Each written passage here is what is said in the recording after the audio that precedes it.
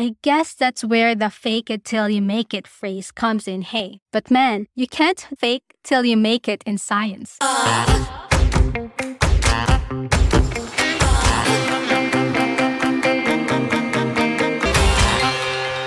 Hey there, Zesties! Another week, another episode here at the Gleeful Talk Show, where we share zesty stories to cultivate the happiness and hero within and out.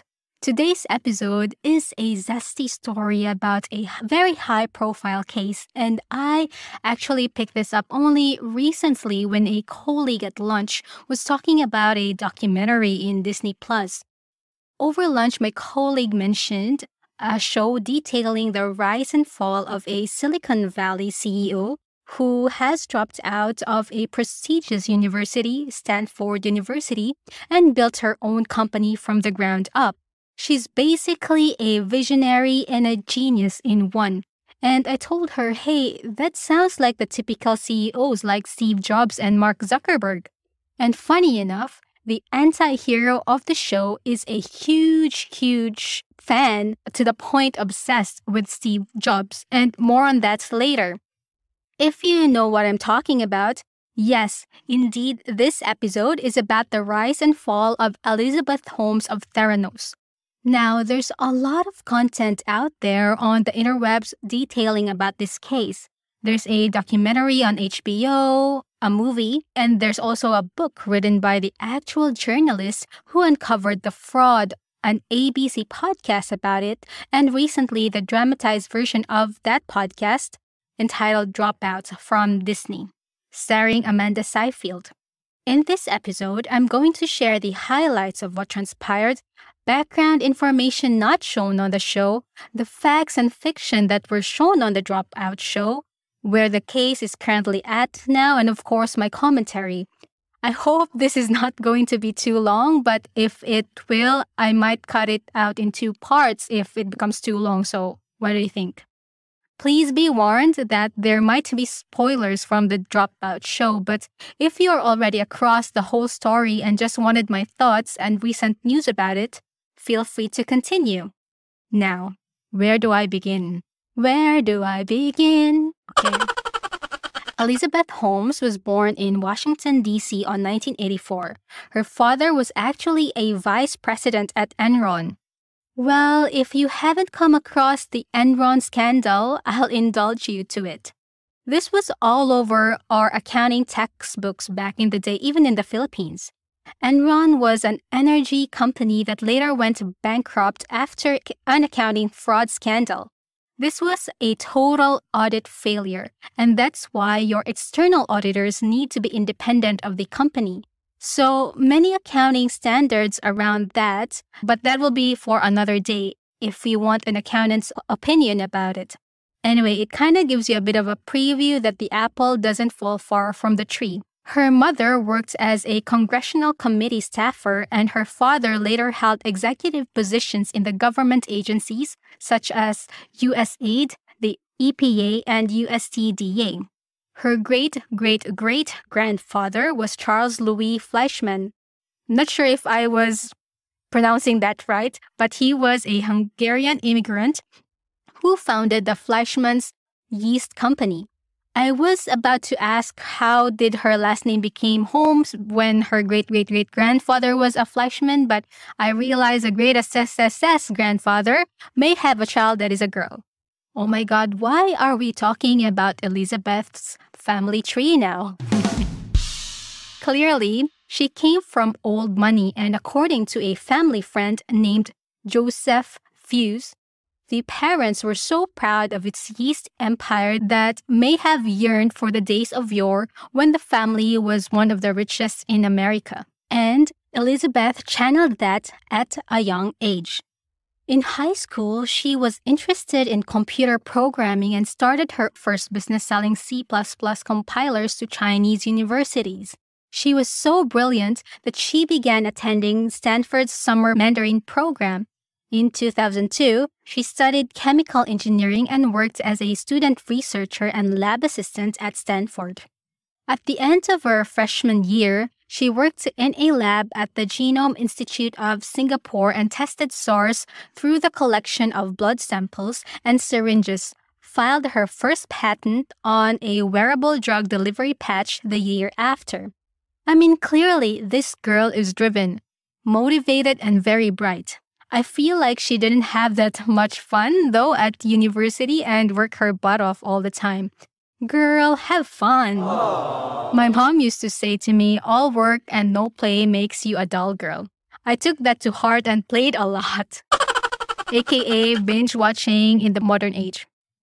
Anyway, in the show Dropout, it was depicted that Steve Jobs was her idol and she even had posters on her room with his face on it. Not sure how true the posters are, but man, I had Backstreet Boys and the Muppets posters in my room when I was young. Can't imagine the likes of Steve Jobs or Elon Musk to be on my walls, but to each her own. In March 2004, she dropped out of Stanford and used her tuition money as seed funding for a consumer healthcare tech company, again with reference to visionaries who dropped out of school like Steve Jobs, Elon Musk, and Mark Zuckerberg. I read or may have heard in a podcast some time ago that people are so obsessed with these outliers to the point that saying that education is not a measure of success. Like the likes of Steve Jobs and the gang on what they did by dropping out of school and creating a company. It's just that those are 1% or 0.01% of the population. You wouldn't hear too much of someone who have worked their ass off and did the straight path because people are more obsessed with the unicorns, not the horses. Don't know if I'm making the right analogy on that, but you get the gist, right? Now, don't quote me on the percentage there, Zesties, just trying to make a point. I still believe that education is the right choice, whether through university or self-education with the right resources. So, what I'm trying to say is, it's not that we are not going to be the next Steve Jobs. Perhaps a lot of us have potential, but dropping out of school like what Steve Jobs and the gang did would be more of a steeper path to success than going through college. Just saying. Or maybe it's just a Filipino in me that's always been embedded in my mind that education is something that couldn't be taken away from us, and that's why we strive for it. What do you think, Zesties? Not to mention that before quitting school, Elizabeth pitched her idea to Stanford professor Dr. Phyllis Gardner and told her that her idea wouldn't work given the current technology and processes, not to mention the actual science itself.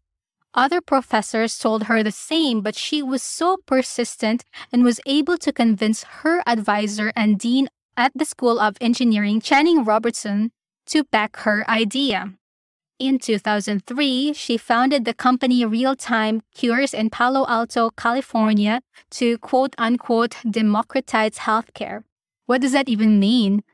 Now, Elizabeth Holmes, being overly confident on her intellect and abilities with only over a year of studying chemical engineering, quit school to build a company that envisioned to provide accurate diagnosis over a single or few drops of blood. You know, I have a thing for overly confident yet inexperienced people. I don't know, they kind of throw me off. I can usually spot easily these people right away, so thank God. I am in disbelief how these people have an ounce of confidence if they are not knowing what they're doing. I guess that's where the fake it till you make it phrase comes in, hey. But man, you can't fake till you make it in science. You just can't fake it. You have to be methodical and data-driven. On the Dropout show, they have low-key depicted that Elizabeth read a lot of these self-help books for CEOs.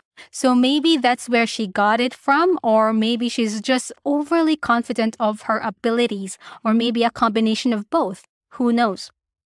You know how people get easily charmed from people who exude confidence? I think that's what mainly happened with her investors in the initial phase. Anyway, She then renamed the company Theranos, a combination of the words therapy and diagnosis. Excellent play of words.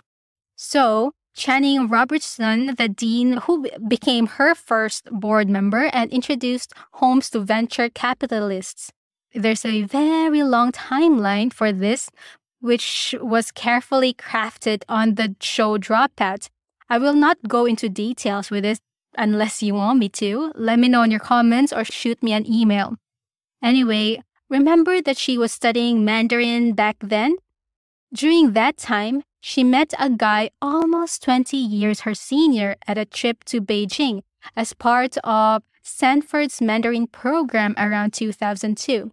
She was 18 at that time and she had just graduated high school, while the guy named Ramesh Balwani, or Sunny for short, was 19 years older than her.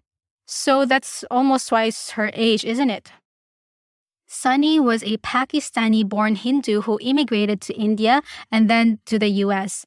During that time, Balwani was married to another woman and magically they divorced the same year and became romantically involved with Holmes in 2003, the same time Holmes dropped out of university. Fishy, isn't it? You know how it is when you're a kid with wide eyes, very much eager to share your ideas with the world. You tend to be very idealistic due to your naivete. It's either Elizabeth dropped out of school because she wants to be the next Steve Jobs, or she was also somewhat influenced by Balwani, or maybe both. I guess we'll never know for sure.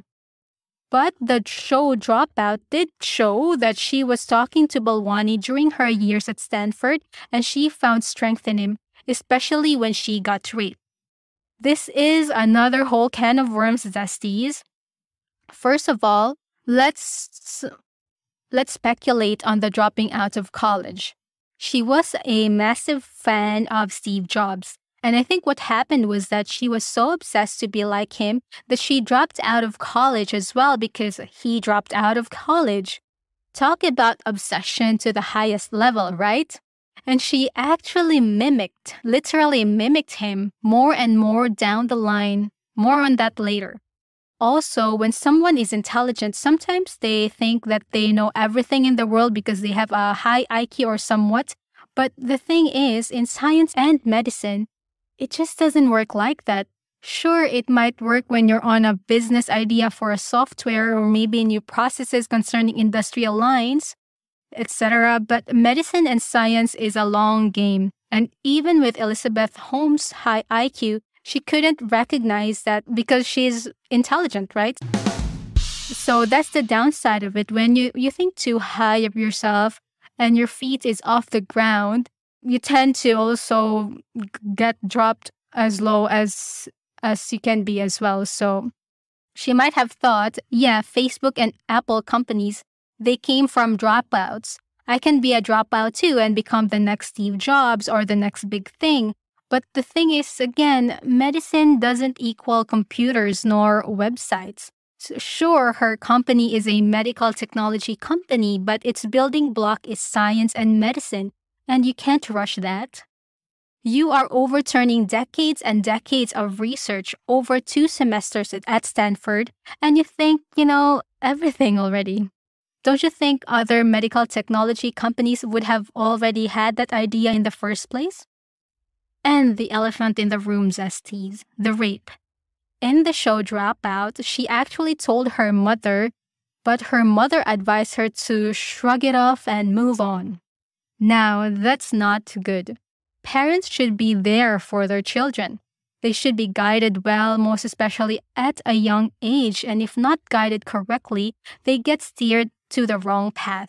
Or otherwise, advised her to seek help with a medical professional for emotional and psychological support and trauma, or even fight for justice. But that never happened, it seemed like, and I guess this was also embedded on her mind. No justice, no sense of justice at all. So after that incident, she dropped out of school, asked her parents that she use her tuition money as seed funding for the company. Her company, later renamed Theranos, claimed to have a breakthrough health technology where their machines are able to perform hundreds of tests, supposedly over 240, ranging from cholesterol levels to complex genetic analysis with just a single drop of blood. Whereas existing technology require one vial of blood for each diagnostic test conducted. The company's wording on their website was later on reworded from a single drop of blood to a few drops of blood. When she was just starting building her company, one of the first people on her board of directors was her former advisor at Stanford, Channing Robertson, as I mentioned earlier, who was eventually paid around $500K for his role as consultant. He's practically there just to provide credibility to Theranos. Later on, Theranos' board was full of men who don't know any science, basically. George Schultz, a former Secretary of State, and he introduced a bunch of big names to the board, such as Richard Kovacevic, a former Wells Fargo and co-CEO, Jim Mattis, a former head of U.S. Central Command who later became the Defense Secretary, Gary Roughead, U.S. Navy officer, Sam Nunn, former U.S. Senator, Henry Kissinger, former Secretary of State, William Perry, former Defense Secretary. There are a bunch more zesties, but you know the gist. Did you notice there's no woman on the board? And one of the first women that Elizabeth initially approached to pitch her idea was Dr. Phyllis Gardner. Dr. Gardner, with her wealth of experience, was skeptical about the idea, and Elizabeth has taken it to an offense in a way that she thinks Dr. Gardner was just dismissing it because she's a woman. Now, this could be a reason why there's no woman on her board, but it could be something else too. What I'd say for sure is Elizabeth Holmes, being a young, blonde, white woman that she is quite charismatic. Even the writer at the Wall Street Journal, John Kerry, said this himself. So no wonder the men at the board would somehow get persuaded with this charismatic CEO who is just overselling and under-delivering the product, despite these men shelling out millions of dollars. No doubt she's a very intelligent woman, but intelligence without proper guidance can lead to dangerous things, and in this example, fraud. Even when Elizabeth was pitching it to different people, she was in a way saying that her technology works, but in reality, it's far from working. Even her team of scientists are telling her that it's just not possible yet with the current technology, with the current research, and they need more time. There have been a lot of instances that she lied, and if you read the book by John Kerry, the writer who exposed Theranos, as well as other materials out there, you'll know about the details of how she covered up her lies. But just to give you a taster, in Feb 2015, John Ioannidis, a Stanford professor, wrote in the Journal of American Medical Association that no peer-reviewed research from Theranos, which they claimed initially, had been published in medical research literature. In May 2015, another professor at the University of Toronto, Eleftherios Diamandis. I'm sorry if I'm pronouncing it wrong, but yes, Eleftherios Diamandis analyzed Theranos tech and concluded that most of the company's claims are exaggerated. So Holmes, trying to bolster the company's credibility, invited then U.S. VP Joe Biden to tour their facility. Wow, what an audacious and bold move. Take note, Zesties, that most members of her board were ex-government officials, so that's why it was so easy for the company to bring in government officials. And sometimes you kind of wonder, how does a board of directors in a medical technology company made up of government officials, not really scientists, right? Impressed by what he's seen, Biden praised the lab, not knowing that it's actually a makeshift lab, aka fake lab, that was built just for the purpose of his tour. In October 2015, John Kerry exposed Theranos through his article at the Wall Street Journal, the very newspaper that is owned by one of Theranos' board member, Rupert Murdoch.